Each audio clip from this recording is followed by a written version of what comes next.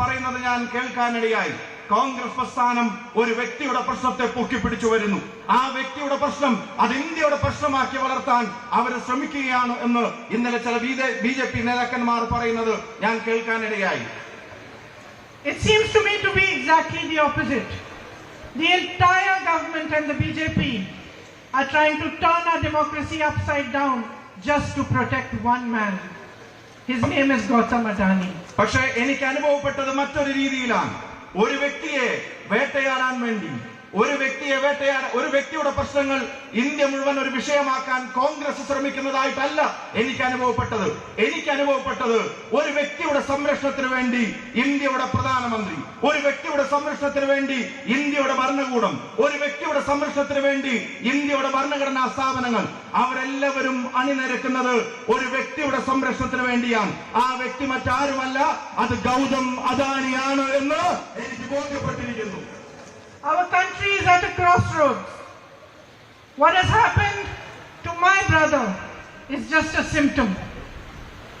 It is a symptom of how far we are down the path towards a dictatorship today. Today, the government believes that it can silence any dissent. It believes it can take our ports, our airports, even some of our defense establishments, and pass them on to their businessmen friends. ജനാധിപത്യത്തിന്റെ നിർണായകമായ ഒരു നാൽക്കവലയിൽ ഈ രാജ്യം നിൽക്കുകയാണ്. ഒരു പാത എന്റെ സഹോദരൻ നയിക്കുന്ന പാതയാണ്. മറ്റൊരു പാതയിൽ നിങ്ങൾ കാണുന്നുണ്ട് ഈ രാജ്യത്തിന്റെ സ്വത്ത് സമ്പത്തുകൾ മുഴുവൻ, ഈ രാജ്യത്തിന്റെ അഭിമാന സ്തംഭങ്ങൾ മുഴുവൻ ഒരു വ്യക്തിക്ക് കീഴെഴുതി കൊടുക്കുന്നത് നിങ്ങൾ കാണുന്നുണ്ട്. ആ പാതയിൽ ഇന്ത്യയുടെ തുറമുഖങ്ങൾ സ്വകാര്യ വ്യക്തികൾക്ക് കൈമാറുന്നു. ആ പാതയിൽ ഇന്ത്യയുടെ എയർപോർട്ടുകൾ അത് സ്വകാര്യ വ്യക്തികളുടേതായി മാറുന്നു. ആ പാതയിൽ എന്തിനധികം പറയുന്നു, പ്രതിരോധ രംഗത്തെ ഇന്ത്യയുടെ അവിഭാജ്യമായ അഭിമാന സ്തംഭങ്ങൾ പോലും വിൽപ്പനയ്ക്ക് വെച്ചിരിക്കുന്ന പാതയാണ് മറ്റൊരു പാതയായി നമ്മൾ കാണുന്നത്. The whole government defends a man whom they have enabled to make thousands of crores a day, but they don't defend farmers who make only 27 rupees a day. ഈ നാട്ടിൽ ഞാൻ നേരത്തെ സൂചിപ്പിച്ച ഈ ജനാധിപത്യത്തിന്റെ നാൽക്കവലയിൽ ഈ നാട് ചെന്ന് നിൽക്കുമ്പോൾ അത് മുഴുവൻ ഒരു സത്യത്തെ നിശബ്ദമാക്കാനുള്ള ശ്രമങ്ങൾ നടക്കുന്നു. സത്യം പറയുന്നവനെ നിരായുധനാക്കാൻ ശ്രമം നടക്കുന്നു. എന്നിട്ടോ ഭരണകൂടം സംരക്ഷിക്കാൻ ശ്രമിക്കുന്നത് ആയിരക്കണക്കിന് കോടി രൂപയുടെ, ലക്ഷക്കണക്കിന് കോടി രൂപയുടെ ആസ്തിയുള്ളവന്റെ പുറകിൽ ഭരണകൂടം അവരോത്സാഹിച്ചു നിൽക്കുമ്പോൾ ഈ നാട്ടിൽ ഒരു ദിവസം കേവലം 27 രൂപ മാത്രം വരുമാനം വെച്ച് ഒരു ദേശീയ ശരാശരിയിൽ ഒരു കർഷകൻ ജീവിക്കുമ്പോൾ ആ കർഷകന്റെ താല്പര്യത്തെ സംരക്ഷിക്കാൻ ഒരു ഭരണകൂടത്തെയും നമ്മൾ കാണുന്നില്ല എന്നതാണ് ഏറ്റവും ഖേദകരമായ സാഹചര്യം. Our soldiers stand at the borders ready to sacrifice their lives while Mr. Adani subcontracts to Chinese businesses. ഈ നാടിന്റെ അതിർത്തി കാക്കുന്നവൻ, ഈ നാടിന്റെ അതിരുകളിൽ രാജ്യത്തിന്റെ സുരക്ഷയ്ക്ക് വേണ്ടി പോരാടുന്നവൻ അവന്റെ ജീവൻ ത്യജിക്കാൻ ചൈനയുടെ അതിർത്തികളിൽ പോരാടാൻ തയ്യാറായി നിൽക്കുമ്പോ അവിടെ ചൈനയ്ക്കും അദാനിക്കും വേണ്ടി ഈ ഗവൺമെന്റ് ഒത്താശ ചെയ്തു കൊടുക്കുന്ന കാഴ്ചകൾ നമ്മൾ കണ്ടു നിൽക്കേണ്ടി വരികയാണ്. Our Prime Minister feels responsible to defend Mr. Adani, but he feels no responsibility towards the people of India. അദാനിയെ സംരക്ഷിക്കാൻ, അദാനിയുടെ ഉത്തരവാദിത്തങ്ങൾ നിറവേറ്റാൻ ഇന്ത്യയുടെ പ്രധാനമന്ത്രിക്ക് സമയമുണ്ട്, താല്പര്യമുണ്ട്. പക്ഷേ ഈ രാജ്യത്തെ ജനതയുടെയും അതിന്റെ കാവൽ ഭടന്മാരുടെയും Priyanka Gandhi speaking in Rahul Gandhi's former constituency of Wayanad. The Satyamev Jayate Yatra, as they're calling it, is rolling in Wayanad, even as the Congress faces multiple challenges and crises in different parts of the country. From Rajasthan, where their own deputy chief minister has been on a day-long hunger strike against the corruption of his own government in Rajasthan, to the Karnataka battle, to Chhattisgarh, to Punjab. But Rahul Gandhi is happy to smile and wave in Wayanad, a constituency from where he was disqualified very, very recently by the Lok Sabha Secretariat after being convicted in a defamation case. The BJP has attacked Rahul Gandhi, saying he needs to go on a Congress Jodo Yatra. Forget about Bharat Jodo, because Bharat is already united. Now, Rahul Gandhi, in his erstwhile constituency of Wayanad, for the first time after being disqualified as an MP. Rahul and his sister Priyanka were greeted by big crowds just as they began this roadshow a little earlier today. Well, ahead of the Gandhi siblings roadshow, the Kerala Congress has reignited the Savarkar war. The state party unit put up posters of Rahul's statement on Veer Savarkar everywhere in Wayanad. The poster read, and I quote, "I am not Savarkar. I will not apologize, nor will I run away." Well, after being schooled for Savarkar barbs by their own ally Sharad Pawar, the Congress party has largely refrained from reacting, bar one or two sub-level leaders like Alka Lamba. So you've got a situation where Rahul Gandhi is not in Rajasthan, not in Karnataka, not in Chhattisgarh, not where he is perhaps required to try and keep the factions together, but he is in faraway Wayanad. Let's go straight across to India Today's Rahul Gautam, who's on the ground in Wayanad, Kerala. Rahul, a big rally, a big road show, good crowds. One can totally understand the meaning of today's roadshow, but many people are going to wonder about Rahul Gandhi's priorities at this point of time. Should it be Karnataka or should it be Kerala?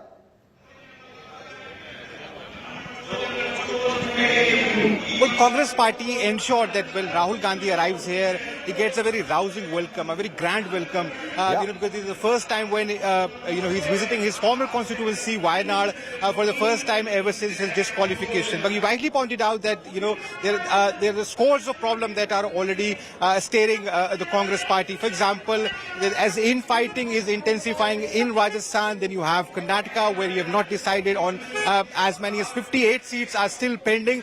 And obviously, these are the burning issues before the Congress leadership. And at that point of time, this is what, in fact, the BJP is saying, that, rather going for Bharat Jodo Yatra, should have gone for Congress Jodo Yatra. In fact, they're also saying that Rahul Gandhi must put out these, figures in public domain as to how many times he had visited Wayanad in past, given the fact that he was a member of parliament from here for almost, 4.5 years. How many funds he has released for the betterment of, Dalits and Adivasis. But it seems that Rahul Gandhi and Congress party, they've already made up their mind that this day is crucial, because Wayanad is a special place for Rahul Gandhi. Remember back in 2019 when Rahul Gandhi lost from Amethi, it was Wayanad, that actually sent Rahul Gandhi all the way to the parliament. And therefore, no, it's a very nice gesture for sure. It's a very nice gesture to go to Wayanad after you've been disqualified from there. But surely Rahul Gandhi has a lot on his plate, politically speaking, this election season,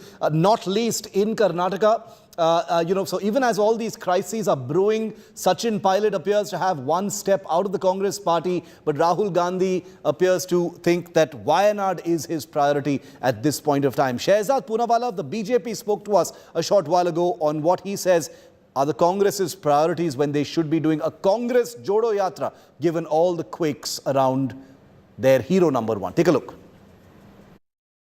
Is this a show of strength against the court which has convicted him? First it is disqualification, now it is defiance over disqualification. And apart from that, right now the Congress party, its Shav Yatra can be seen. In Rajasthan it is Pilot versus Gehlot, Chhattisgarh it is Deo versus Baghel, in other parts it is DK Shivkumar versus Siddaramaiah, and he's taking out Pad Yatra when Congress is facing a Shav Yatra because it is becoming Tukde Congress.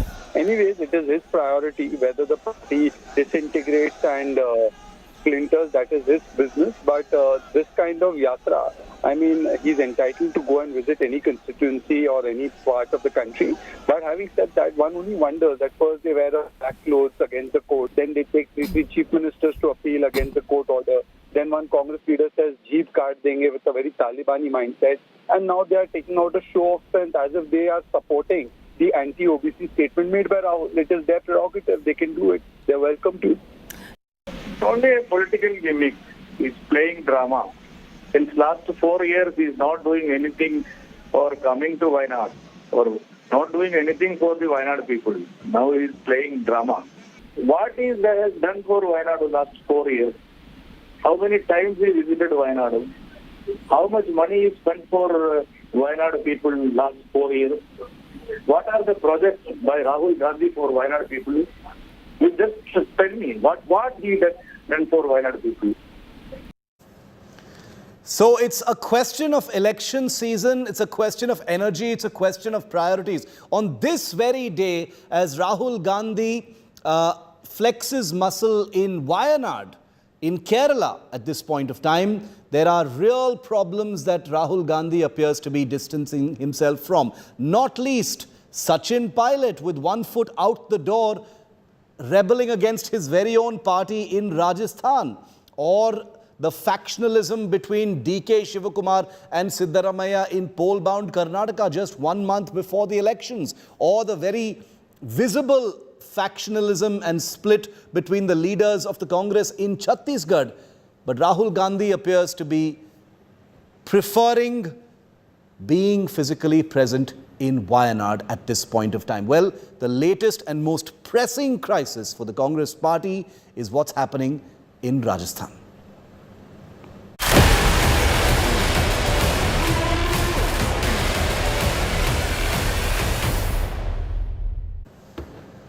This is the latest, and Rahul Gandhi has said absolutely nothing about it, neither has Priyanka Gandhi. In a fresh attack on Rajasthan Chief Minister Ashok Gehlot, former Rajasthan Deputy Chief Minister Sachin Pilot on Tuesday sat on a hunger strike. It was a few-hour hunger strike that lasted just, about between 5 and 6 hours. It ended just before I started this show. Well, Sachin Pilot's move to sit on a day-long fast has, however, triggered the Congress party, which has labelled his act as anti-party activities. But we're going to go back to Wayanad for a moment, because even as all this brews in Jaipur, in Wayanad, Rahul Gandhi. Wish all of you belated Easter and for the coming Vishu and Perunal festivals. നിങ്ങൾക്ക് ഏവർക്കും ഹൃദയംഗമമായ Easter, Vishu, പെരുന്നാൾ ആശംസകൾ ഞാൻ നേരുകയാണ്.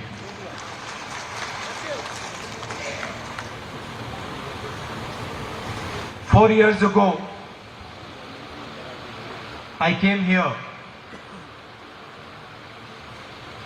and became your member of parliament. 4 വർഷങ്ങൾക്ക് മുമ്പ് ഞാൻ ഇവിടേക്ക് കടന്നു വന്നു, നിങ്ങളുടെ പാർലമെന്റ് അംഗമായി മാറി. And for me, the campaign was a completely different type of campaign. എന്നെ സംബന്ധിച്ച് എൻ്റെ തിരഞ്ഞെടുപ്പ് പ്രചരണം അങ്ങേയറ്റം വ്യത്യസ്തമായ ഒന്നായിരുന്നു. In the regular campaign, and I've done many campaigns, many speeches. In the regular campaign, you go and you speak about policies, you speak about what should happen, you tell people about your political ideas. But this campaign in 2014, I remember when I came here, it was much more as if I had come home to my family. സാധാരണഗതിയിലുള്ള എൻ്റെ തിരഞ്ഞെടുപ്പ് പ്രചരണങ്ങൾ പ്രസംഗങ്ങൾ നിറഞ്ഞതാണ്. എൻ്റെ രാഷ്ട്രീയ നയങ്ങളെക്കുറിച്ച്, ഞാൻ നടപ്പിലാക്കാൻ പോകുന്ന കാര്യങ്ങളെക്കുറിച്ച്. പക്ഷേ വയനാട്ടിലെ എൻ്റെ തിരഞ്ഞെടുപ്പ് പ്രചരണം അതിനപ്പുറമായിരുന്നു. ഞാൻ നിങ്ങളിലേക്ക് ഇറങ്ങി വരികയായിരുന്നു. Of course, I don't belong to Kerala, but the enthusiasm and the affection and the manner in which you embraced me gave me the feeling that you are part of my family, that I am your brother, your son. നിങ്ങൾക്കറിയാം, ഞാൻ കേരളത്തിൽ നിന്നല്ല. പക്ഷെ ഞാൻ നിങ്ങളിലേക്ക് ഇറങ്ങി വന്നപ്പോൾ നിങ്ങൾ നൽകിയ സ്നേഹോഷ്മളമായ സ്വീകരണങ്ങൾ, നിങ്ങളുടെ വികാര പ്രകടനങ്ങൾ എനിക്കുണ്ടാക്കിയ ചിന്ത ഞാൻ നിങ്ങളുടെ സഹോദരനാണ് എന്ന ചിന്തയാണ്. And I have thought quite a lot. Now I have been member of parliament for quite a few years, and I have thought quite a lot what it means to be a member of parliament. ഞാൻ Indian പാർലമെന്റിൽ മുമ്പ് അംഗമായിരുന്നു. Indian parliament അംഗം എന്ന അനുഭവത്തിലൂടെ എനിക്ക് മനസ്സിലാക്കാൻ സാധിച്ചിട്ടുണ്ട്, ഒരു പാർലമെന്റ് അംഗം ആകുന്നതിന് നിരവധി ഗുണങ്ങൾ ആവശ്യമാണ്, നിരവധി കാര്യങ്ങൾ അറിയേണ്ടതുണ്ട്. It means to be a people's representative. ഒരു പാർലമെന്റ് അംഗം ജനങ്ങളുടെ പ്രതിനിധിയായിരിക്കണം. To be a people's representative You have to understand the emotions of people. You have to understand the suffering of people. You have to understand the difficulties of people. ഒരു parliament അംഗമാകുന്നതിന്, ഒരു ജനപ്രതിനിധിയാകുന്നതിന് നിങ്ങൾക്ക് ജനങ്ങളുടെ വികാരങ്ങൾ മനസ്സിലാക്കണം, അവരുടെ ദുരിതങ്ങൾ മനസ്സിലാക്കണം, അവർ കടന്നു പോകുന്ന ദുർഘടമായ സന്ധികളെ കുറിച്ച് മനസ്സിലാക്കേണ്ടതുണ്ട്. You have to have the humility to touch people, to treat people as your equals, sometimes to treat people as your superiors. നിങ്ങളുടെ ജനങ്ങളുടെ ഹൃദയത്തെ സ്പർശിക്കാൻ സാധിക്കണം. ജനങ്ങളോടൊപ്പമാണ്, തുല്യരാണ് എന്ന് കരുതേണ്ടി വരും. ചിലപ്പോൾ ജനങ്ങളെ നമുക്ക് മുകളിൽ പ്രതിഷ്ഠിക്കേണ്ടി വരും. So a true representative of the people develops by attacking himself. സ്വയം ആക്രമിച്ചുകൊണ്ടാണ്, സ്വയം പ്രതിരോധിച്ചുകൊണ്ടാണ് ഒരു ജനപ്രതിനിധി, ഒരു വ്യക്തി ജനങ്ങളുടെ പ്രതിനിധിയായി മാറേണ്ടത്. By giving up things that one desires. ഒരു വ്യക്തിയുടെ ആഗ്രഹങ്ങളെ സ്വയം ത്യജിച്ചുകൊണ്ടാകണം ഒരാൾ ജനപ്രതിനിധിയായി മാറേണ്ടത്. By not fighting for what you want, but fighting for what people want. ഒരു വ്യക്തിക്ക് സ്വയം ആവശ്യമുള്ളത് ആഗ്രഹിച്ചുകൊണ്ടല്ല, ജനങ്ങൾക്ക് എന്താണോ ആവശ്യമുള്ളത് അത് നേടിയെടുക്കാനുള്ള പരിശ്രമമായിരിക്കണം ജനപ്രതിനിധി നടത്തേണ്ടത്. By becoming, maybe one can say, less arrogant and more humble. അങ്ങേയറ്റം ലാളിത്യത്തോടെ പരുക്കൻ സ്വഭാവങ്ങളെ ഉപേക്ഷിച്ചുകൊണ്ടാകണം ഒരാൾ ജനപ്രതിനിധിയാകേണ്ടത്. A representative of the people also raises the issues of people without being scared of the consequences, without being worried about what it means to raise the issues of the people. നമ്മൾ ഉയർത്തുന്ന വിഷയങ്ങൾ ഉണ്ടാക്കാവുന്ന പ്രത്യാഘാതങ്ങളിൽ ഭയപ്പെടാതെ വേണം ഒരു ജനപ്രതിനിധി ജനങ്ങളുടെ വിഷയങ്ങൾ ഉയർത്തേണ്ടി വരുന്നത്. The MP, member of parliament, is just a tag. MP, member of parliament എന്നത് കേവലം ഒരു വര മാത്രമാണ്, ഒരു ടാഗ് മാത്രമാണ്. It's a position, it's a post. അതൊരു സാങ്കല്പികമായ അധികാര സ്ഥാനം മാത്രമാണ്. So the BJP can take away the tag. ബിജെപിക്ക് എന്റെ മേൽവിലാസത്തെ എടുത്തു മാറ്റുവാൻ സാധിച്ചേക്കാം. They can take away the position. എന്റെ സ്ഥാനത്തെ എടുത്തു മാറ്റുവാൻ സാധിച്ചേക്കാം. They can take away the house. എന്റെ ഭവനത്തെ എടുത്തു മാറ്റാൻ സാധിച്ചേക്കാം. They can put me in jail. എന്നെ ജയിലിൽ അടയ്ക്കാൻ സാധിച്ചേക്കാം. But they cannot stop me from representing the people of Wayanad. എന്നാൽ വയനാട്ടിലെ ജനങ്ങളെ പ്രതികരിക്കുന്നതിനും എന്നെ പ്രതിരോധിക്കുവാൻ ബിജെപിക്ക് സാധ്യമല്ല.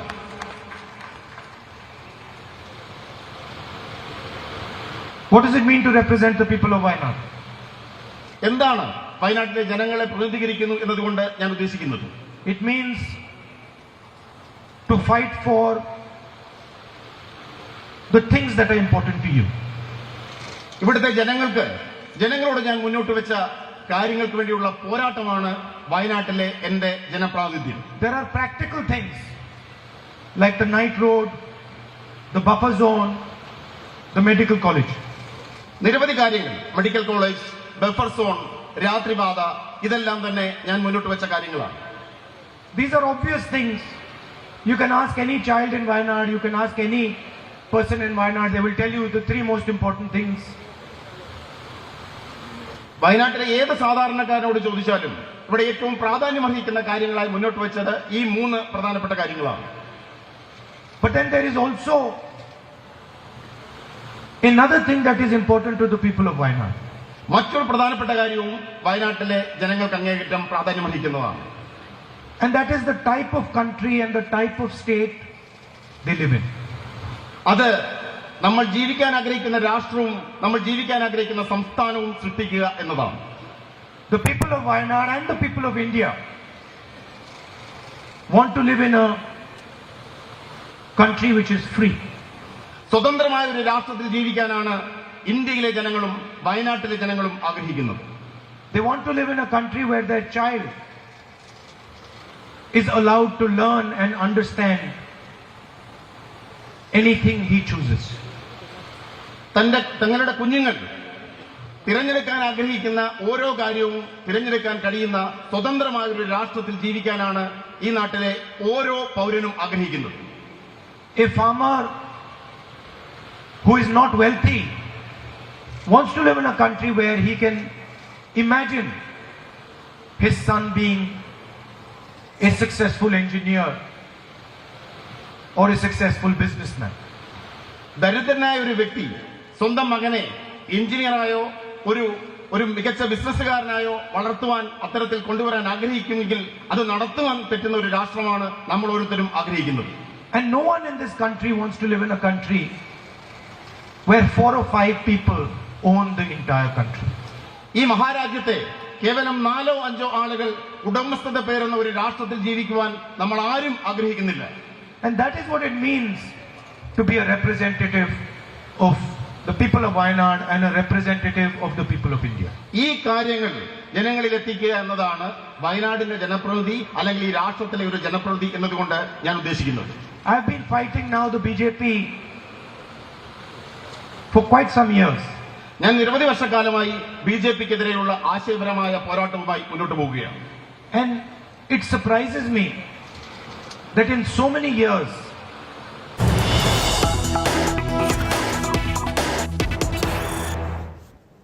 There's a big double whammy for the ruling BJP in poll-bound Karnataka.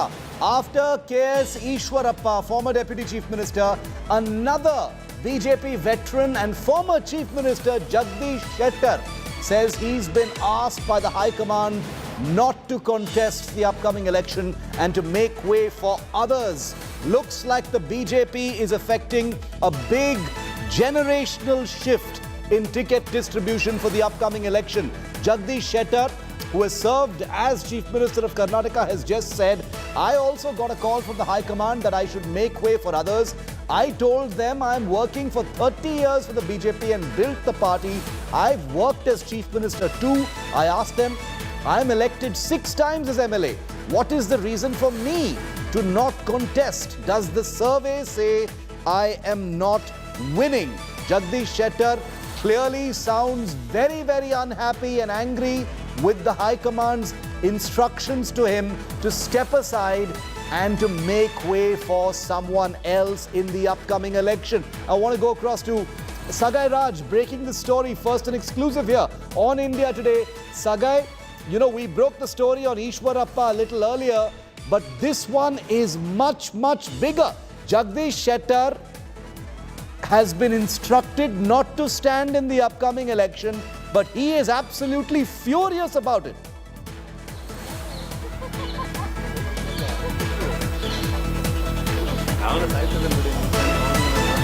Sagai, can you hear me? Let's get Akshita in.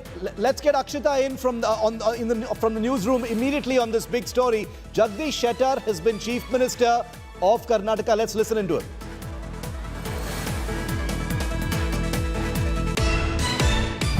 ಇಲ್ಲಿ 6 ಸಲ ನಾನು ಆರಿಸಿ ಬಂದಿದ್ದೀನಿ. ಪ್ರತಿ ಸಲ 25,000 ಮತಗಳ ಅಂತರಿಂದ ನಾನು ಗೆದ್ದು ಬಂದಿದ್ದೇನೆ.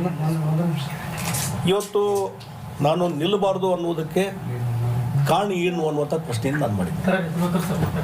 ಕಾರಣ ಏನು, ನನ್ನ ಮೈನಸ್ ಪಾಯಿಂಟ್ಸ್ ಏನು, ಅಥವಾ ಸರ್ವೇದಲ್ಲಿ ಈ ಸರ್ವೆ ಅನ್ನುವಂಥದ್ದು ಮಾಡ್ತಾರೆ, ಎಲ್ಲ ಕ್ಷೇತ್ರದ್ದು ಮಾಡಿದ್ದಾರೆ. ಸರ್ವೆ ಮಾಡಿದಾಗ ನನ್ನ ಮಾಹಿತಿ ಪ್ರಕಾರ ಪಾಸಿಟಿವ್ ಸರ್ವೆ ಬಂದದ. ಆಲ್ಮೋಸ್ಟು 70% ಅಷ್ಟು ಪಾಸಿಟಿವ್ ಆದಂಥ ರೆಸ್ಪಾನ್ಸು ಪಬ್ಲಿಕ್ ಒಪಿನಿಯನ್ ಬಂದದ. ಮತ್ತು ಅದ್ರ ಬಗ್ಗೆ ಏನಂತಂದಾಗ, ಇಲ್ಲ ನಿಮ್ಮ ಬಗ್ಗೆ ಸರ್ವೇದಲ್ಲಿ ಪಾಸಿಟಿವ್ ಇದೆ ಅನ್ನುವಂಥ ಮಾತನ್ನು ವರಿಷ್ಠರು ಹೇಳಿದ್ದಾರೆ. ಆಯ್ತು, ಸರ್ವೇದಾಗೂ ಇದೆ. ಮತ್ತು ನನ್ನ ರಾಜಕಾರಣದ ವ್ಯವಸ್ಥೆಯಲ್ಲಿ ಒಂದು ಕಪ್ಪು ಚುಕ್ಕೆ ಇಲ್ಲ, ಯಾವುದೇ ಒಂದು ಭ್ರಷ್ಟಾಚಾರದ ಆಪಾದನೆ ಇಲ್ಲ, ಯಾವುದೇ ಒಂದು ಅಲಿಗೇಷನ್ಸ್ ಇಲ್ಲ. ಒಂದು ಪಕ್ಷಕ್ಕೆ ನಿಷ್ಠನಾಗಿ ರಾಯಲ್ ಆಗಿ ಇವತ್ತು ನಾ ಕೆಲಸ ಮಾಡಿದ್ದೆ. ಹೀಗಾಗಿ ಈ ರಾಯಲಿಟಿನೇ ಇವತ್ತು ಇದರಿಂದ ಮೈನಸ್ ಆಗುತ್ತೋ ಏನೋ, ರಾಯಲ್ ಆಗಿ ಕೆಲಸ ಮಾಡಿದಂಥವ್ರಿಗೆ ಗೌರವ ಇಲ್ಲನೋ ಏನೋ ಅಂತ ಪ್ರಶ್ನೆಯನ್ನು ನಾನು ಕೇಳಿದ್ದೇನೆ. ಅದಕ್ಕಾಗಿ ಆ ಹಿನ್ನೆಲೆಯಲ್ಲಿ ಒಂದೇ ಒಂದು. Sagai Raj joining us live from Bengaluru on this big breaking story. Sagai, Jagdish Shettar, former BJP Chief Minister of Karnataka, clearly very, very unhappy at being instructed not to stand in the upcoming election.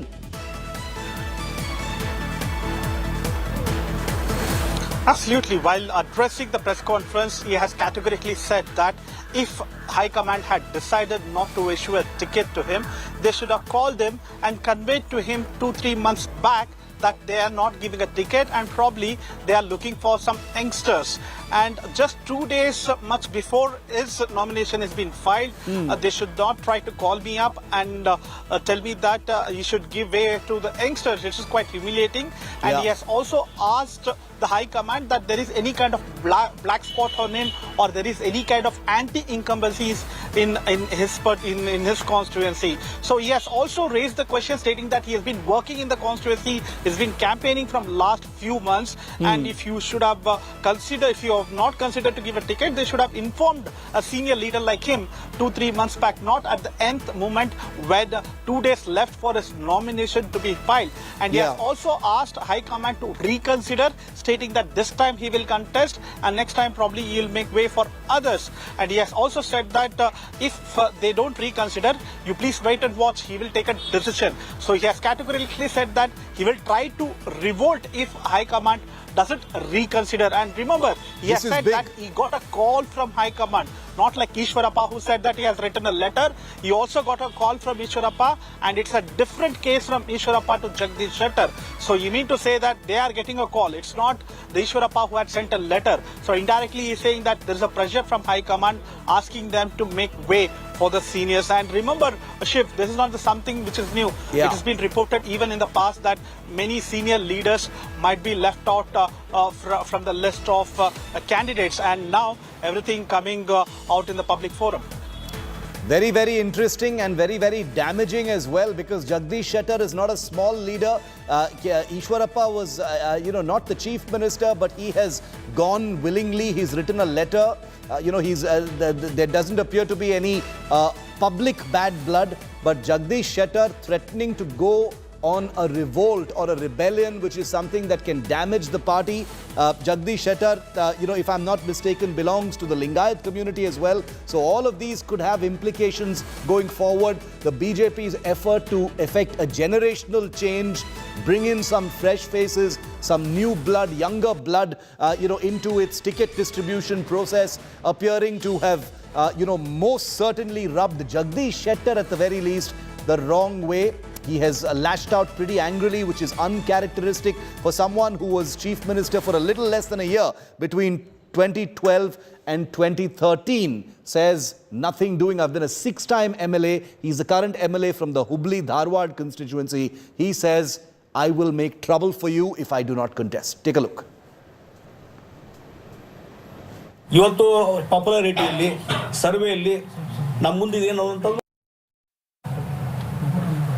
ವರಿಷ್ಠರ ಕಡೆಯಿಂದ ಒಂದು ಮಾಹಿತಿ ಬಂತು ಬೆಳಿಗ್ಗೆ 11-12 ಗಂಟೆ ನಂತರ ಬಂದು, ಇಲ್ಲ ಒಂದು ನೀವು ಸೀನಿಯರ್ ಅದೀರಿ, ಮಾಜಿ ಮುಖ್ಯಮಂತ್ರಿ, ಒಂದು ಬೇರೆಯವರಿಗೆ ಒಂದು ಅವಕಾಶ ಕೊಡಿ ಅಂತ ಹೇಳಿದರು. ಅದಕ್ಕೆ ನಾನು ಹೇಳಿದೆ, 30 ವರ್ಷದಿಂದ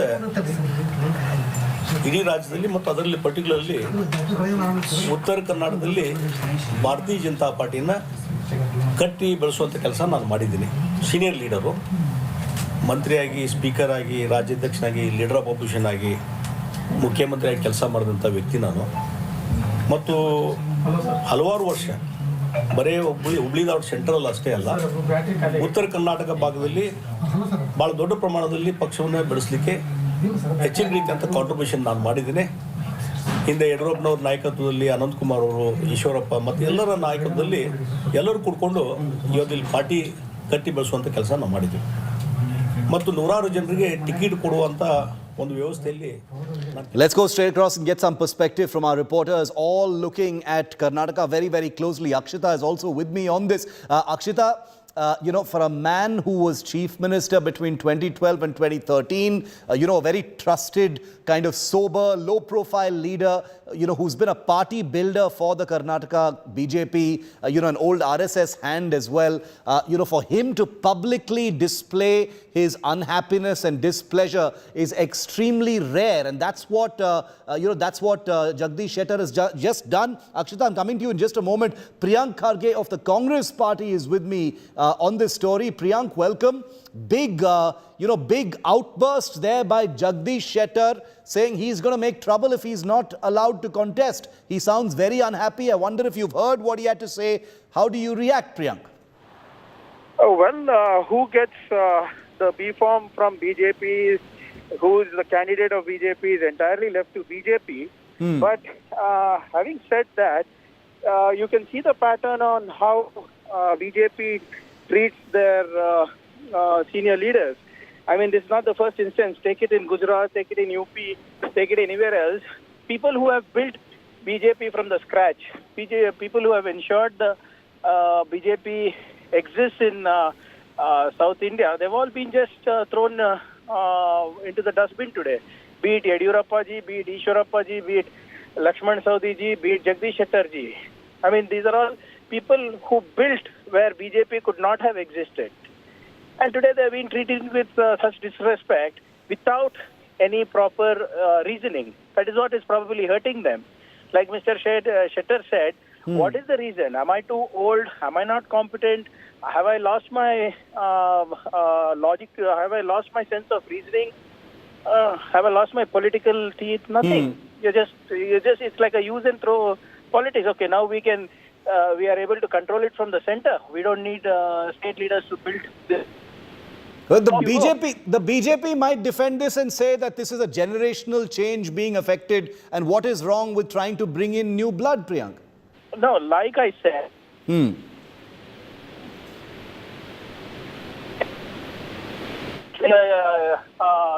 young blood that is got in all parties. Got in respectfully. It is got in. You don't like Shettar ji himself is saying, what is the reason? Isn't he fit enough?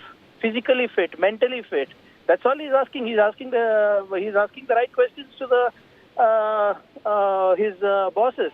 And it's not that he's going to lose an election. I can understand. अच्छा भाई ये election हार रहे हैं इसलिए हम छोड़ रहे हैं. वो भी नहीं है ना. Okay.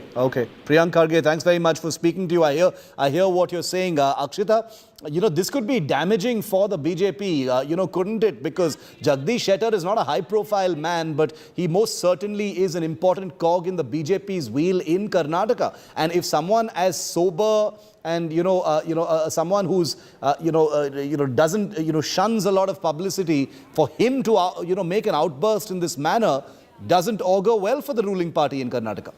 Very true, Shiv. You're right in saying that this came as a huge surprise because Jagdish Shettar is known to be a very quiet politician, a very down-to-earth politician. And for him to come out and say that, look, I wasn't expecting this. Does the BJP think I won't win? It's clear that there are cracks within the party right now. He is someone who has been a BJP loyalist. He's a Lingayat, importantly. So this could backfire on the BJP. They, however, clearly have done their equations and decided on taking the step. Perhaps not so much on the age factor, Shiv, but perhaps on the anti-incumbency issue, because if you look at how Jagdish Shettar has been performing, he's won from the seat, by the way, 6 times in a row. So this time, if he'd won, it would have been a 7th time if he had contested from this seat. But having said that, the Congress rival that he has, also a Lingayat leader, has been making gains with every year and every election. So the BJP knew that perhaps there would be a gamble involved if they went ahead and fielded Jagdish Shettar. There's been a lot of reports suggesting that there was pressure on Shettar to actually retire from electoral politics. But a few months back, I remember him very categorically telling the media that there's no question of me retiring. I'm going to go ahead and contest from this seat. But it looks like the BJP has other plans for him. I think this is why we've also been seeing a delay in the candidate list coming out, Shiv, because you've got some of the senior-most leaders of the BJP right now being shunned. And perhaps the central leadership is making it a point to personally convey it to them before they go ahead and release that candidate list. Very, very interesting developments, rapid developments. Ishwarappa first, even though he has not made any trouble, but Jagdish Shettar a Lingayat leader, person who has served as the chief minister. He has held many different positions, 6-time MLA, current incumbent MLA from the extremely important Hubli-Dharwad constituency in Karnataka, to make this public attack on the BJP high command, no less, is going to have political reverberations in Karnataka. This is, viewer, a double whammy for the BJP at a time when the suspense over ticket distribution has already created an atmosphere of tension, an atmosphere of anxiety within the party just a month before the elections. It has also opened the BJP to a huge attack from the Congress party, which has already announced most of its candidates and has given itself a position of advantage as far as who is more battle ready for this election. The two current leaders, K.S. Ishwarappa and Jagdish Shettar, being asked to step aside, one of them doing so willingly, even if unhappy in private, the other one making his displeasure known, very, very publicly and in an uncharacteristic manner, has given the BJP's rivals and enemies even more ammunition to paint the BJP as confused, divided and not really battle ready in Karnataka. Sagai Raj is with us live. All of our other Karnataka reporters are going to be live with us in just a moment on this big breaking story. Sagai, what is Jagdish Shettar likely to do now? What is he planning to do?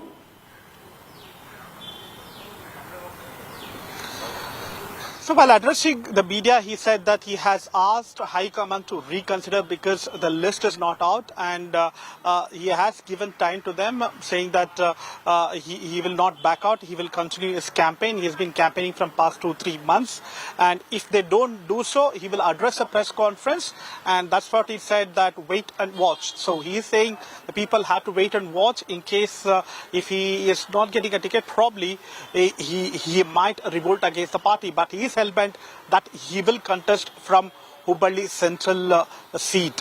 But whether from BJP party or from any other party or independent, probably the time will tell us. No, but when he, is he going to be in a position to cause any trouble, Sagai? What kind of influence does Jagdish Shettar have? He is a former chief minister. Hubli-Dharwad is an important constituency. Can there be real problems for the BJP as a result of this?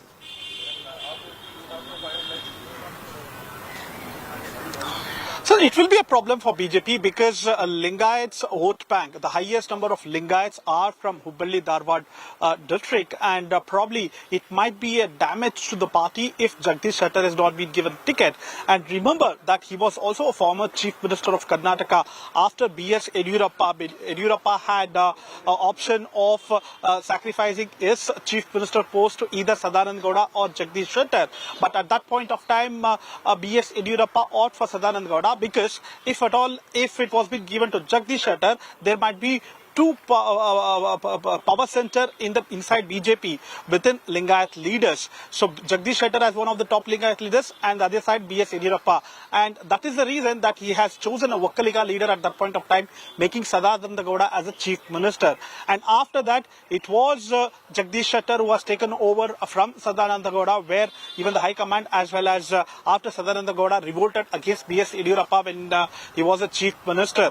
So Jagdish Shettar is one of the strongest Lingayat leader, and Hubballi-Dharwad have a huge population of Lingayat, and probably this might damage the party if at all, if they don't consider giving ticket to Jagdish Shettar, because Shettar has questioned them, saying that if there is any anti-incumbency in the constituency or if there is any kind of black spot on him, they have to share with him. If not, they should have told him 2-3 months back. A senior leader like him should have conveyed a message to him 2-3 months back. He has already worked in the constituency, he's already been campaigning, and he just 2 days, according to him, in next 2 days he's going to we have Nagarjun also with us on this big breaking story. India Today breaks the big story of the week from Karnataka once again. This is not just your regular update. This is a bombshell from the blue for the BJP.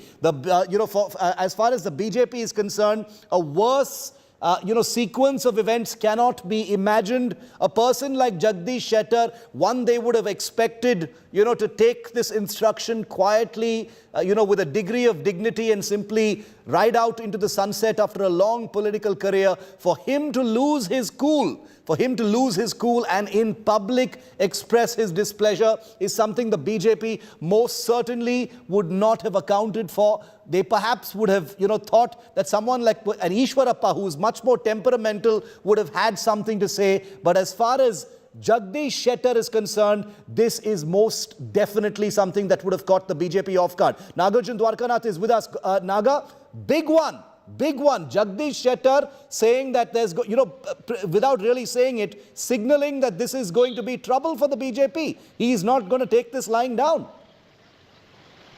Well, this is absolutely true. The way he spoke, if one can term it diplomatic rebellion, if one can term it as Shiv, the way he spoke, he said, I received a phone call this morning from the High Command asking me to move away. But what have I done wrong? I have won all my elections for 6 times with a margin of 25,000. Also remember, he's the former Chief Minister of Karnataka. 2 wickets down today.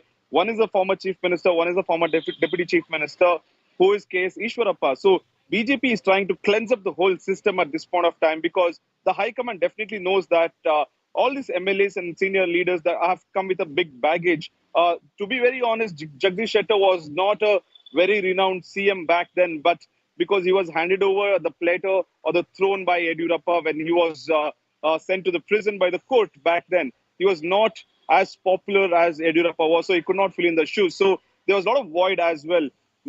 Before that, he's not considered as some mass leader in Hubli-Dharwad region where he can have his influence over the whole Dharwad district, the neighboring districts like Gadag, Haveri, Belgaum. That's the stature of the politicians that we are looking at, is what BJP is saying. We agree that you're a 6-time politician, but what is the contribution in organizing the party from your side is what the meeting was spoken about. This is the angle that all the leaders spoke about. Okay, Ishwarappa, well, we understand that he's a big Kuraba leader, but what has he done for the party? Can he win at least one seat apart from his own seat in the same district? These are the harsh words that were used in the party meetings. But what one could pick up from the meeting is that the High Command was very evident and clear, that loud and clear, that fresh air, fresh faces have to be given chances. If what sources have to be told and to be believed, in fact, KS Lakshman Saudi, after KS Ishwarappa, also might miss the ticket. Remember, Lakshman Saudi was the Deputy Chief Minister just 2 years back when Yediyurappa was the Chief Minister. So one CM is already gone, Shettar. Now it's Ishwarappa. Once again, we are hearing that Lakshman Saudi, former Deputy CM, might not even get a ticket. These are the changes that BJP is bringing. Drastic changes. Of course, there will be a repercussion. The state unit has been negotiating with the High Command, saying, this is not Gujarat, this is not Uttarakhand or Uttar Pradesh. This is Karnataka, where every individual MLA across parties has 10,000 to 50,000 votes, barring his own vote bank in different areas, depending on caste and districts. So you can't drastically remove all senior netas. Very, very interesting, but the BJP is most certainly going to have to figure out how to navigate this one, since they most certainly did not expect something like this to come out of someone as mild-mannered as a Jagdish Shettar. We've got more breaking news coming in from our Karnataka team. The Karnataka Chief Minister Basavaraj Bommai has declared in Delhi that the BJP candidate list will be out very soon. Bommai says the list will be released in 2 stages and adds that there is no anti-incumbency in Karnataka. Take a look at what Basavaraj Bommai has just said. We had a series of meetings, and we had a first round of meeting, and then it was presented before the parliamentary board. And the second round meeting we had because we needed some more information and some more political calculations were there. So today we had a final meeting, and probably after Honorable Home Minister comes back to Delhi, they will be having an internal meeting of our national leaders, and they are going to announce the first list, and the second list will also be announced soon. So in the first list, major numbers will be cleared. I am hopeful of that. More than 150? More than 150? Yeah, it will. Let's get a word in also from India Today's Nabila Jamal, who's been tracking all these very, very rapid developments. Nabila, the Baswaraj Bommai says no suspense over tickets. They're going to happen very soon. No anti-incumbency, but no word on this kind of nuclear explosion from Jagdish Shettar and how they're going to manage that. Nobody is going to trust in, whether ticket distribution is going to be peaceful when someone like a Jagdish Shettar has already announced his rebellion. Shiv, it was very well expected that there could be rebellion within the BJP, considering they've waited for this long. It's barely 10 days, barely a week or more for the final date of nomination. They've got to submit their names. BJP netas haven't even been given a whole month to campaign for their respective constituencies. And here you have the BJP now, in a way, setting good precedents, allowing for new faces, fresh faces to come to fore and take forward the party in the state. But on the contrary, many leaders like Jagdish Shettar, K.S. Ishwarappa, I could still say is a loose cannon, but Jagdish Shettar is a man who's worked for almost 30 years. He was a chief minister, deputy chief minister. He's really worked hard for the party and to ensure the BJP comes to power in the state of Karnataka. These are the few leaders like Ishwarappa, Yadurappa. One should not even forget that Yadurappa also, in a sense, had resigned much earlier, years ago, in a bid to give way or pave way for young leaders. So these are tall leaders within the BJP who are feeling thoroughly sidelined. And now with the chief minister saying that the list will come out soon, the anticipation will end soon. These are just ways to allay all the kind of dissent that's happening right now within the party. And it also raises a lot of questions between the divide between the high command as well as the state BJP unit. And at this point, Jagdish Shettar is the man who's raised this rebellion. Be sure there'll be many, many more who will be speaking up in the days to come. Tomorrow is likely when the first list will be out, and we can expect a lot many more names to be added to the list. And before I end here, Shiv, I'd like to say, apart from K.S. Ishwarappa, also Suresh Kumar, K.G. Bopaya, Tippa Reddy, Haldi Srinivas Reddy, Govind Karjol, Uday Garudachar, all senior leaders who won 3 to 4 times, sitting MLAs who might be dropped from the list coming tomorrow. So, the public heartburn from the most unexpected quarters, but there could be even more heartburn going forward. That big story broken by India Today's Karnataka Bureau. Incredible. This is going to be agenda setting. Jagdish Shettar will be speaking very, very shortly. And once again, he'll be first here on India Today. I guarantee it. What the implications are, we'll tell you right here as India's and Karnataka's #1 channel. We're taking a very quick break from Karnataka politics. On the other side, something completely different, but not unrelated, because it has to do with software and tech. Apple has taken a big bite into India. The tech giant is set to launch 2 retail stores in the country for the first time, in Delhi and in Mumbai. We'll tell you why this is such a big deal, even if you don't operate a single Apple product.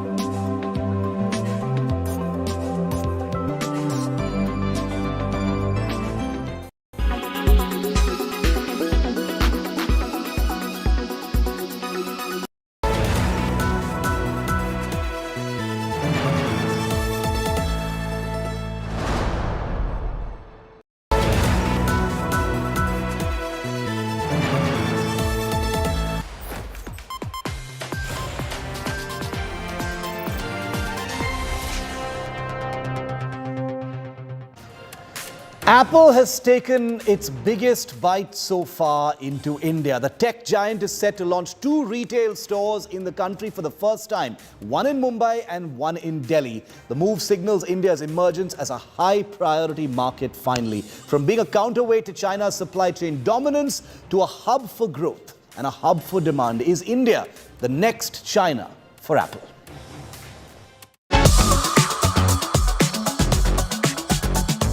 It is tech giant Apple's big India bite. Apple is all set to open 2 retail stores in the country. The first retail store in India, scheduled to come up in Mumbai at Geo World Drive, will throw open its door to consumers on April 18. Apple CEO Tim Cook is expected to attend the launch of the Mumbai store. The store is located here in the newest mall of the city, the Geo World Drive. The barricades have already gone up with their vibrant colours, and the theme of the store seems to be inspired by the cabs of the city, the Kali Peas. The second store in Saket, Delhi, will open on April 20. Apple Retail will help consolidate the tech giant's position further in India. Until now, Apple has sold iPhones and other products in the country mostly through resellers, e-commerce websites and large format retail chains. The move isn't surprising given Chief Executive Tim Cook in February called India a major focus for Apple. Apple has been on a steady expansion in India. Its share in the smartphone market is projected to grow from 1% in 2019 to 5% in 2023. It is no secret that Apple has been growing its manufacturing base in India. Making iPhones and then selling them in India ensures a smooth supply chain. India is at forefront of Apple's effort to decouple from China's factory floor. Apple Inc. partner Foxconn Technology Group also plans to invest about $700 million on a new plant in India, underscoring an accelerating shift of manufacturing away from China. It's clear that Apple's playbook is evolving as India emerges as hub not just for manufacturing but also demand. With Rachna Dhanrajani, Bureau Report, India Today. Well, that's a wrap on 5 Live. Thanks for watching. Coming up next, 6 p.m. Prime with Akshita. Sonia Gandhi has broken her silence in a scathing attack on the Modi government through a newspaper column. We'll tell you what she said. It is by far her biggest attack thus far.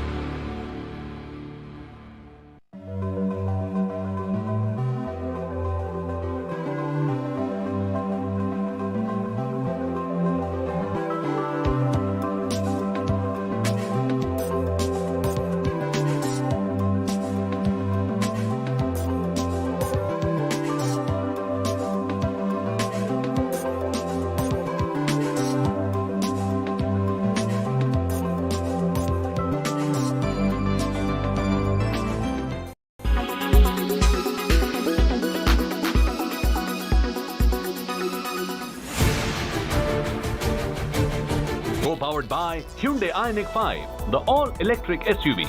Co-powered by घर लेना हो या बेचना 99 acres से ही पूछना.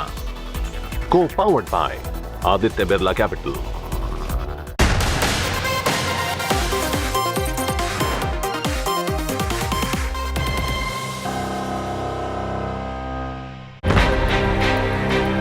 Sonia Gandhi breathes fire. Modi government enforcing silence. Pillars of democracy dismantled charge. Modi Mantri hits back. There are people who are constantly saying that Indian democracy is severely compromised. Indian judiciary is almost dead. Sonia beefing up